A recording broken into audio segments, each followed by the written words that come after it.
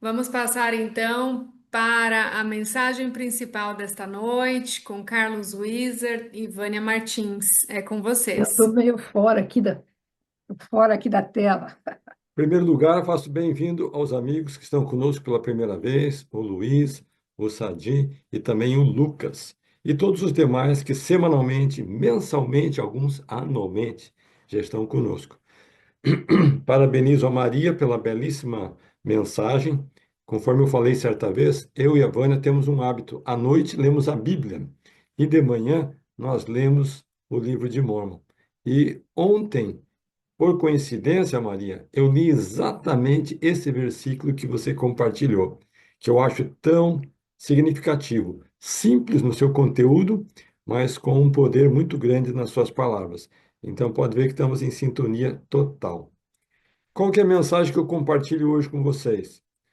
Eu sei que alguns aqui são seguidores das redes sociais de Carlos Wizard.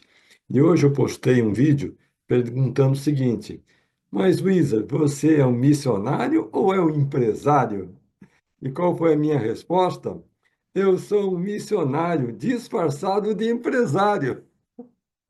Então, de verdade, gente, uma das passagens favoritas da Bíblia se encontra lá em Romanos, capítulo 1, versículo 16. Vou pedir até para a Júlia escrever aí no chat. Romanos, capítulo 1, 16. E o que que fala nesse versículo do Novo Testamento?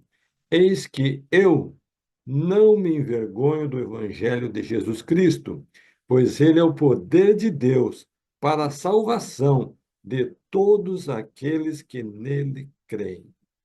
Então, de verdade, gente, a partir do momento em que eu me dei conta que a minha motivação, a minha força motora, que todo o meu minha capacidade, seja de empreender, seja de motivar, seja de escrever, seja de inspirar, de alguma forma beneficiar as pessoas ao meu redor, aquela fonte é uma fonte divina, eu assumi como missão de vida falar abertamente, sem nenhum rodeio, sem nenhum preconceito, sem nenhuma preocupação do que as pessoas vão dizer ou deixar de dizer, vão pensar ou deixar de pensar, porque assim sou eu. Então, eu acredito sinceramente que Deus é o nosso protetor, é o nosso criador, é o nosso salvador, ele é o nosso redentor, ele que é o Salvador da humanidade que veio, nasceu aqui, Salvador Jesus Cristo, da forma mais simples e humilde possível, para mostrar a grandeza da sua missão. Ele que passou os seus dias servindo o próximo, é dito lá no Antigo Testamento que ele é o príncipe da paz, o conselheiro majestoso, enfim, ele é a nossa única esperança de vida eterna. Então, quando você tem essa convicção, gente, você simplesmente tem uma espontaneidade, uma naturalidade de falar do Salvador Jesus Cristo. Infelizmente, nós vivemos num país livre, gente, porque vocês sabem, tem algumas partes do mundo que eles estão matando cristãos. A partir do momento que você declara que você é cristão, ó, você perde a sua vida. Então, sendo que nós já temos essa condição privilegiada de viver num país livre, com liberdade religiosa, que podemos adorar a Deus, seguir os ditames da nossa consciência, e mais importante ainda, temos a liberdade de compartilhar, eu acho que cada um de nós, perante Deus, tem esse compromisso, para não deixar aquele tesouro escondido, guardado a sete chaves só no seu coração. Certa vez, nós falamos aqui, eu gostaria de reenfatizar. Fiquem à vontade de convidar qualquer pessoa do seu relacionamento, pessoal, familiar, conhecido, seja um vizinho, seja um colega de trabalho, da faculdade, da escola, de participar. O nosso link semanal de estudo bíblico, ele é recorrente, ele não muda. Então, quando as meninas Letícia e Júlia compartilham com vocês, fique à vontade. Só disparar para os demais conhecidos de vocês, tá bom, gente? Então, eu só encerro as minhas palavras nessa noite, dizendo que quanto mais tempo eu vivo, mais dependência eu descubro da bondade, da misericórdia, do amor do Salvador Jesus Cristo. E com isso, eu sinto uma paz interior que me dá força de vencer os desafios da vida. Eu tenho desafios? Tenho. Você tem desafio? Você tem. Mas quando nós temos essa força espiritual, essa força divina nos acolhendo, nós temos um turbo espiritual dentro de nós, nos apoiando a vencer essas provações. Eu digo isso em nome do Senhor Jesus Cristo. Amém. Amém. Olá, boa noite a todos. Satisfação de estar com vocês nessa noite. É uma alegria para mim sempre estar com vocês. Hoje, o tema que me foi inspirada a falar é um tema que quase ninguém fala, ninguém está pensando, é uma coisa que as pessoas estão deixando para lá. Mas é um tema de muita importância na nossa vida. Então, é sobre o julgamento final. Então, nós precisamos parar um pouquinho, para meditar um pouquinho o que que significa esse julgamento final. É quando o Jesus Cristo ele vier na sua glória e todos os santos com ele, então ele se assentará. Isso está lá em Mateus 25, 31 a 32. Diz assim: E quando o Filho do Homem vier em sua glória e todos os santos com ele, então se assentará no trono de sua glória. E todas as nações serão reunidas diante dele e apartará uns dos outros, como o pastor aparta dos bodes as ovelhas. Então, aqui, lá em Mateus, está essa descrição que após a segunda vinda de Jesus Cristo, que é um outro tema que a gente pode falar uma outra aula só sobre os sinais da vinda de Cristo, mas hoje nós não vamos falar sobre isso. Mas quando ele voltar na sua glória, após isso, todos ressuscitarão e todos serão julgados pelo nosso Salvador. Então, o Jesus Cristo vai ser o nosso juiz. Então, alguns vão pensar, mas por que Jesus vai ser? Porque ele passou por todas as coisas aqui nessa vida, na carne, na terra, e ele conhece o sofrimento, a dor e tudo mais, e o Pai Celestial deu a ele todo o juízo. Então, ele vai ser capaz de nos julgar com amor, com justiça e com misericórdia. Então, vai ter esses três componentes no dia do julgamento: amor, justiça e misericórdia. Uma coisa importante: o julgamento é final. Então, durante essa vida, a gente já vai passando por outros julgamentos. Quando a gente morre, se a gente for para o paraíso, lá no mundo espiritual, ou eu vou para a prisão, já é um julgamento. Mas não é o final, mas é um pré-julgamento. Mas já vamos tendo julgamentos. Mas esse grande julgamento é o julgamento final. E é desse que eu quero que vocês pensem. É sobre esse grande julgamento final. Ele é um evento universal. O que que significa isso? Que todas as pessoas que nasceram aqui nessa terra e morreram, elas vão ressuscitar, todas, independente da época, independente da idade com que morreram, independente da classe social, independente da religião que elas tinham, qualquer coisa. Todas as pessoas ressuscitarão. E todas passarão por esse evento. Não vai ter um assim, sabe o quê? Eu vou dar uma escapadinha. O julgamento está lá, eu vou para esse lado e vou fugir. Não tem essa. É um evento que vai acontecer com todas as pessoas.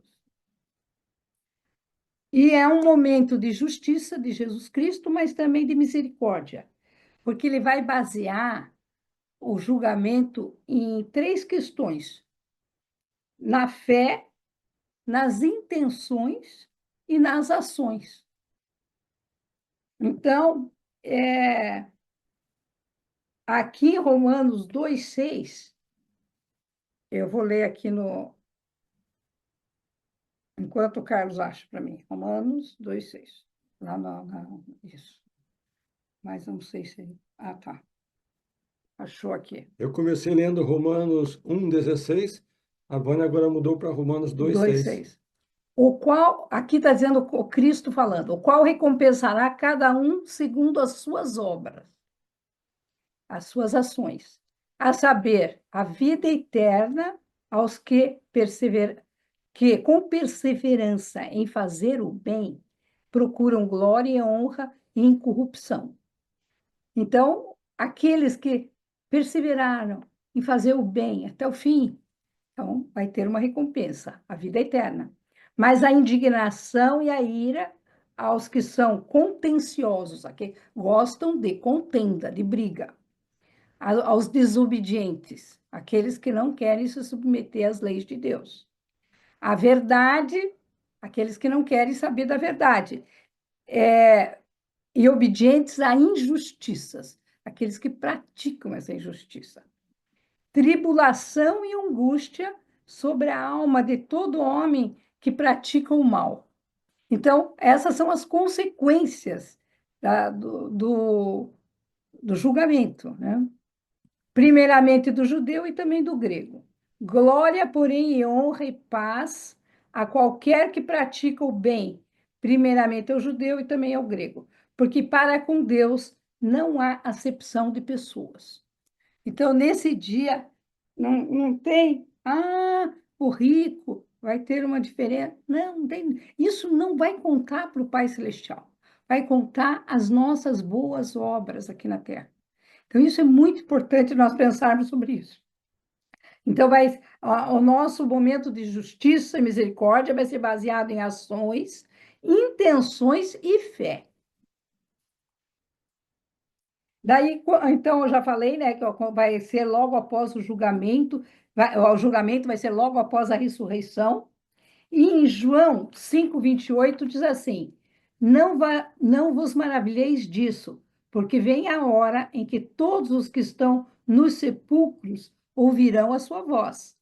E os que fizeram o bem sairão para a ressurreição da vida, e os que fizeram o mal para a ressurreição da condenação.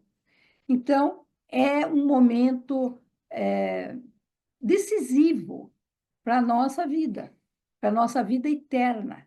Eu costumo comparar aqui, vou falando, diz que até que bate, como é que é aquele... Água mole. Água mole em pedra dura, tanto bate até que fura. Então, eu vou fazendo essa comparação até que entre na mente de vocês, vocês nunca mais esqueçam. Um copo d'água é o tempo que nós vamos ficar aqui na Terra. 70 anos, 80 anos, 90 anos, sei lá. Esse é o tempo que nós vamos permanecer aqui na Terra. Agora, comparem com o oceano, os oceanos. Todo o oceano que existe aqui nesta Terra. A quantidade de água que existe nos oceanos. Então, essa é a diferença. A nossa vida é um copinho d'água e a nossa eternidade é o oceano. Então, não tem fim de dias nem agora. Esse resultado desse julgamento final vai determinar o que eu vou receber na eternidade. Então, é um negócio para a gente refletir, parar, porque nós estamos, o Satanás, ele está querendo nos enganar, vamos dizer assim. Ele quer nos tirar do caminho do Senhor. Então, o que ele faz?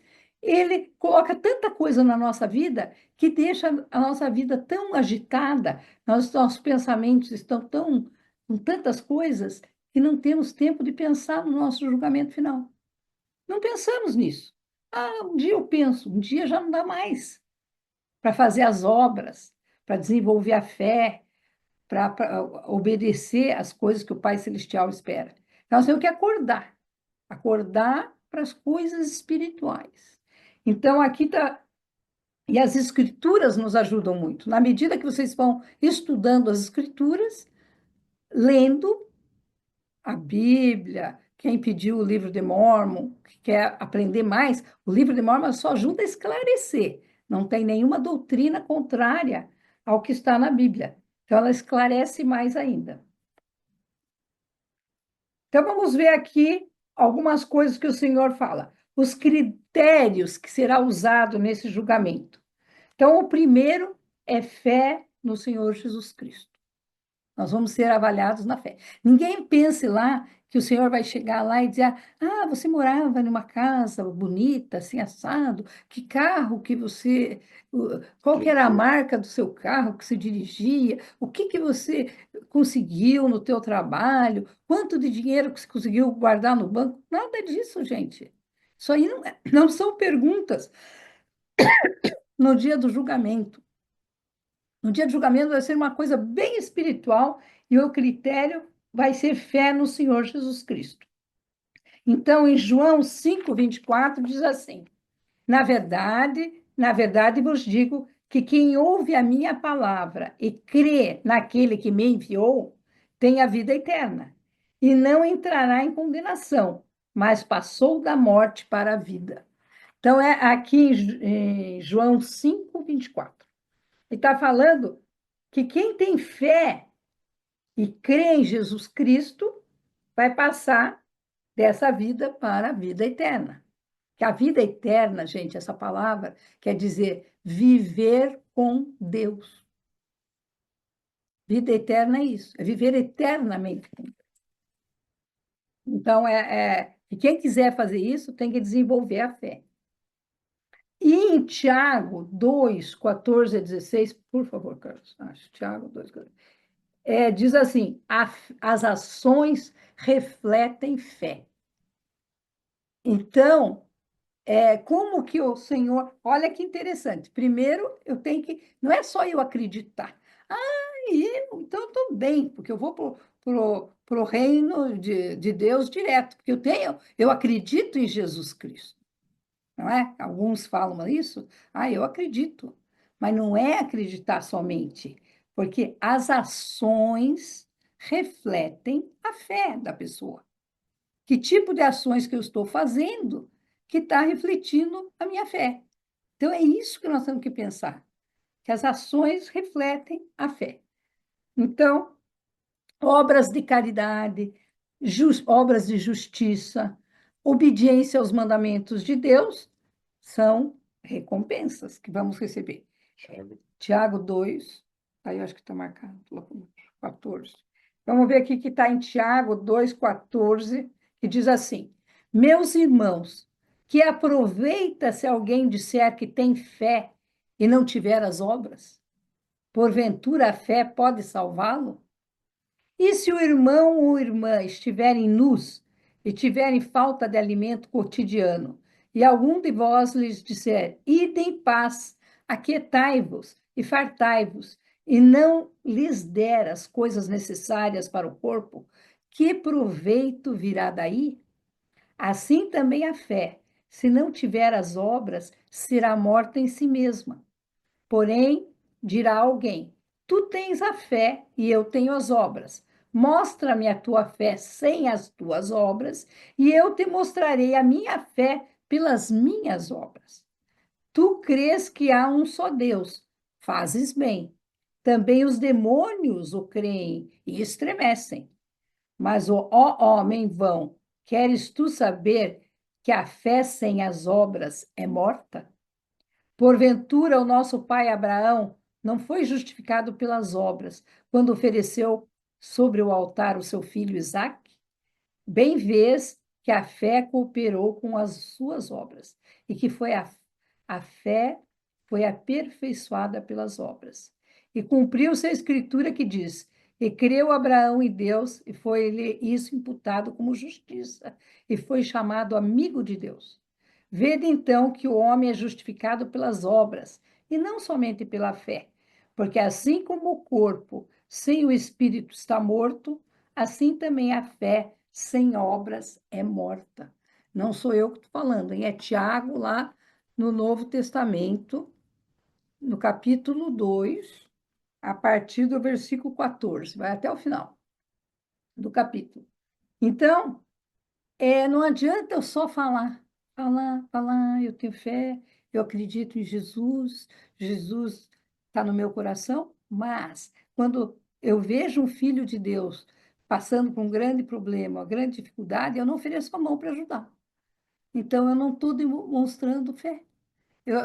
Não estou refletindo a fé, ela está morta, a minha fé. A minha fé precisa ter ação e atitudes, ação em conhecer, estudar os mandamentos de Deus e colocar em prática. Nós temos uma amiga que foi batizada na igreja já há uns 3, 4 anos, né? Ela diz que toda a vida dela ela lia as escrituras. A mãe dela ensinou sobre o evangelho, e ela lia as escrituras. Mas o que que acontecia? Ela não vivia nada daquilo. Daí ela, adulta já, tal, se divorciou, daí morava com um rapaz e tudo. E daí teve um ano, ela falou que tudo na vida dela não dava certo e tal, e ela orava para Deus. Ela disse, mas não é possível, tem alguma coisa errada. E daí ela foi analisar. E ela viu que a vida dela não estava de acordo com os ensinamentos de Deus. Ela disse, eu não vivo as leis de Deus. Isso que eu estou vivendo aqui. Daí o namorado dela chegou e disse, olha, agora você não vai morar aqui mais, vamos continuar namorando, mas depois a gente vai decidir se vai casar ou não vai casar, mas aqui você não vai mais ficar, porque naquele dia ela tinha feito uma oração para Deus e ela disse, Era virado do ano. era a virada do ano, virando um novo ano. Ela disse, eu não vou começar um novo ano fazendo aquilo que desagrada a Deus. Eu estou sendo amaldiçoada, que nada vai bem na minha vida.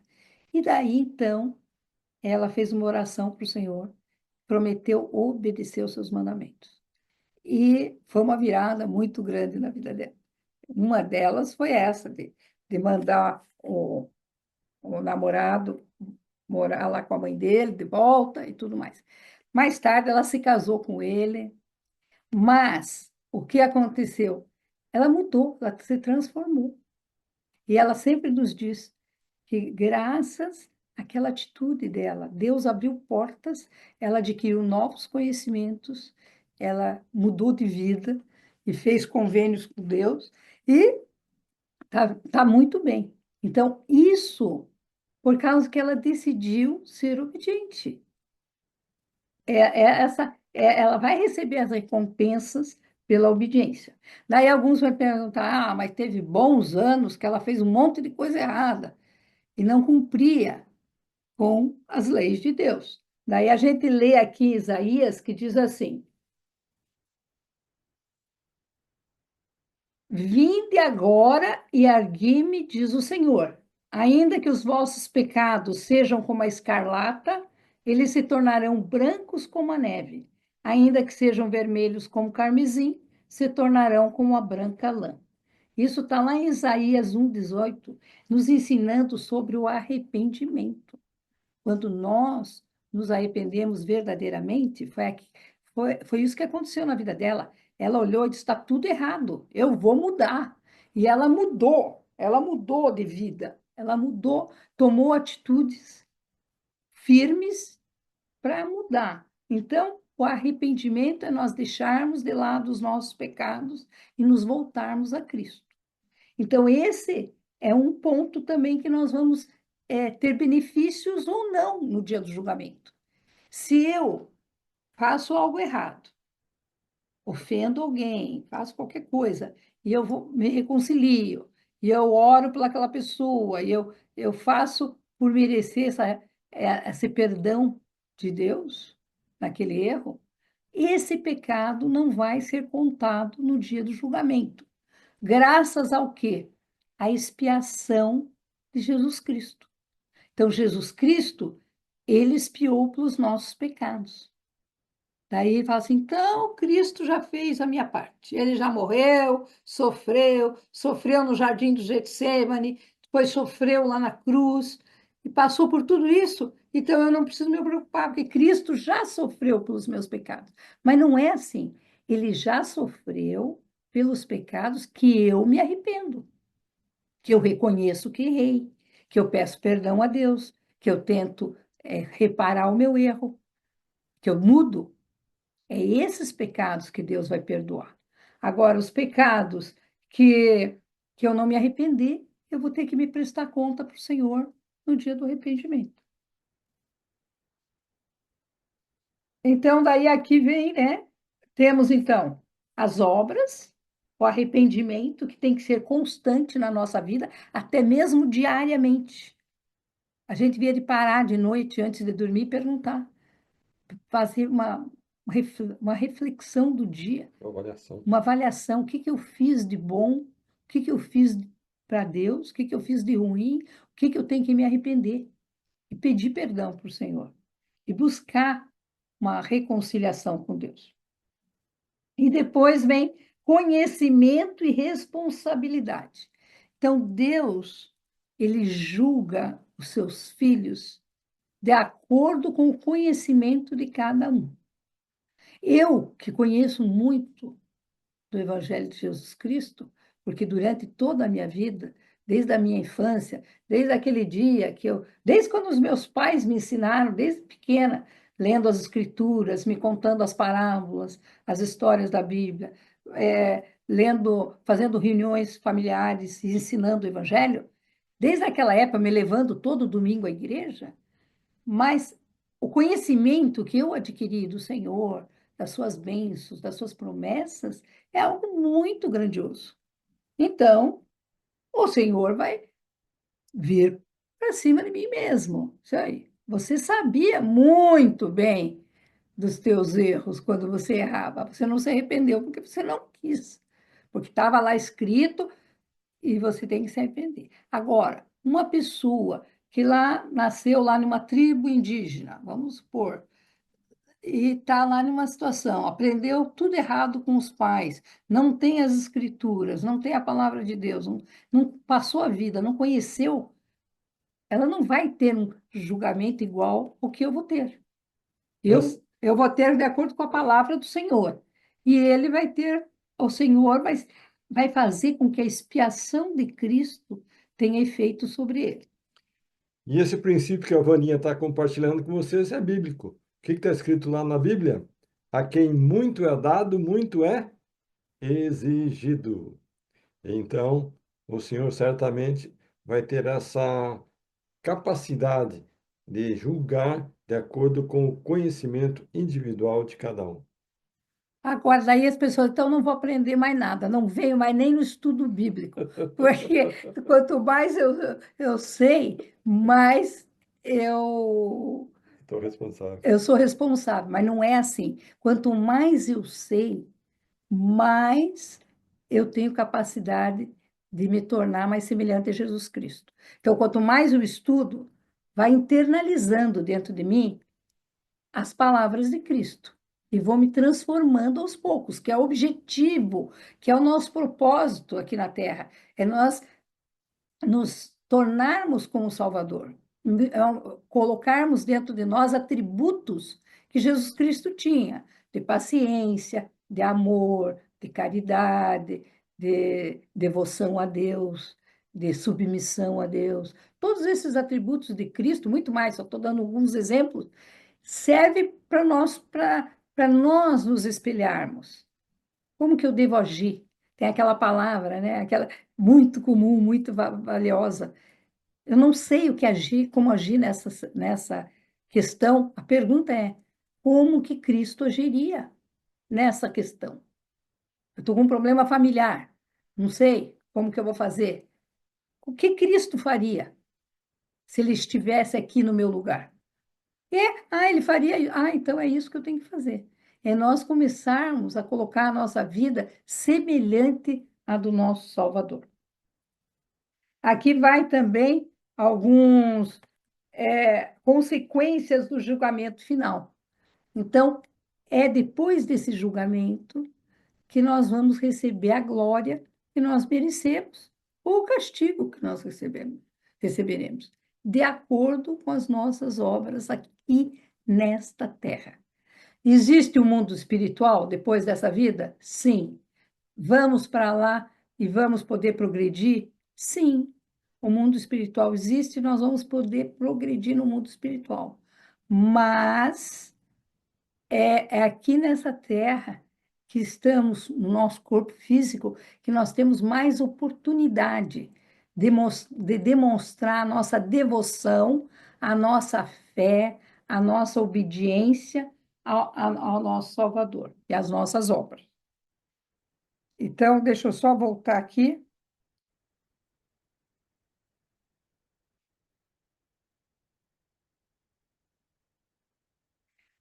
É, uma coisa bem importante para esse dia do juízo é que o Senhor é imparcial.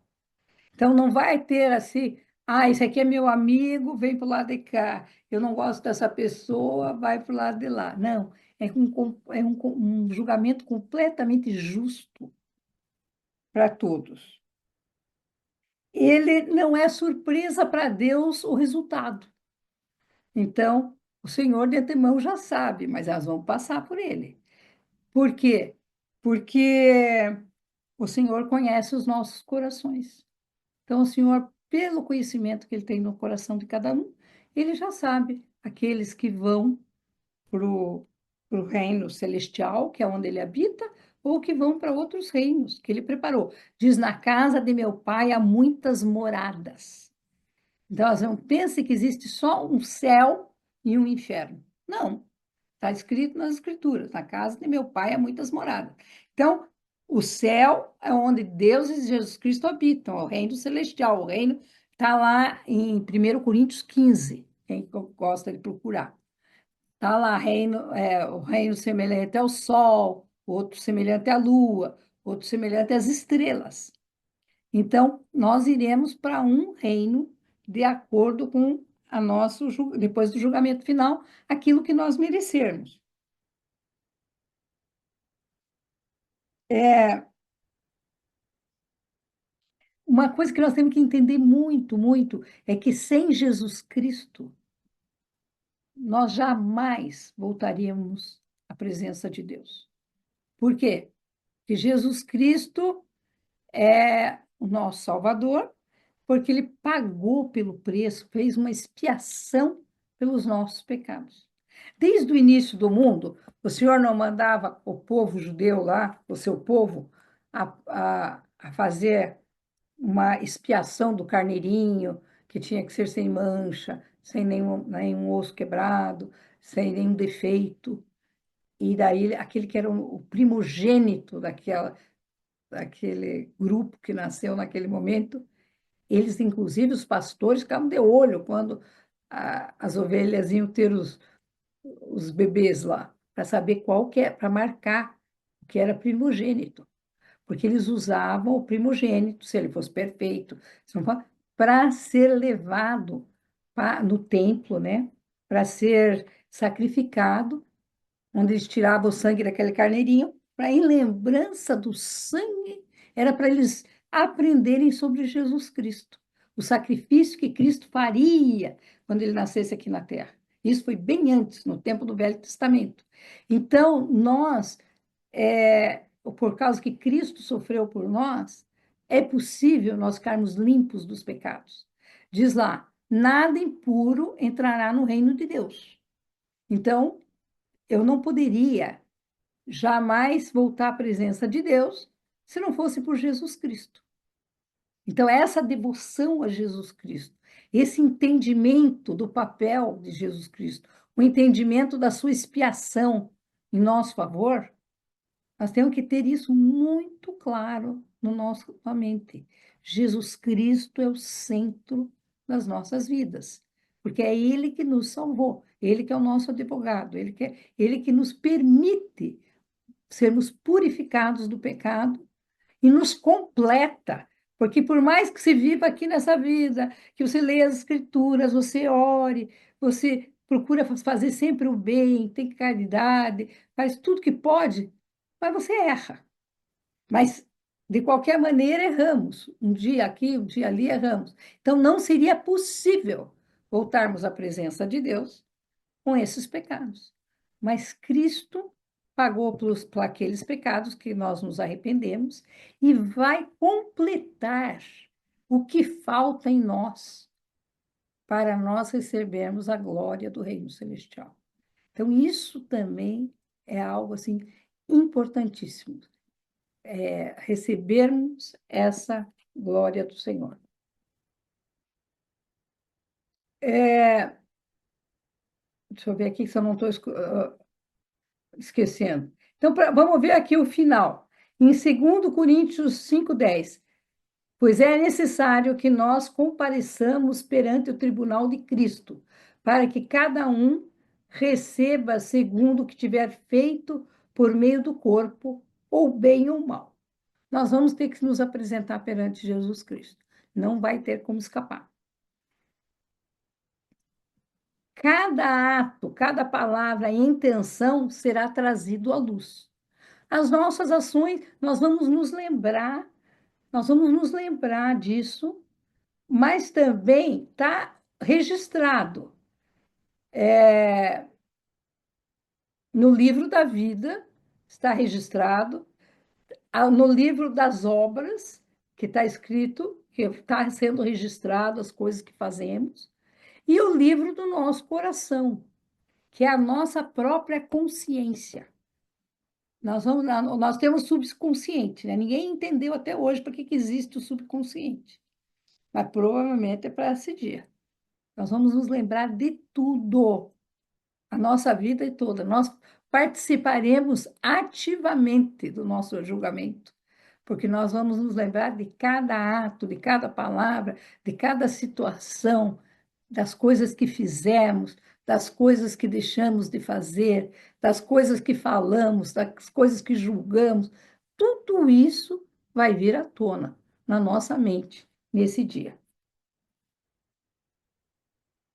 Em João 5:22 é aquilo que eu já falei: o Pai a ninguém julga, mas deu ao Filho todo o juízo. Então, Cristo é o juiz, é o advogado e é o mediador. Olha que maravilhoso. Por isso que eu estou dizendo que Jesus Cristo está no meio central da nossa vida, porque é Ele.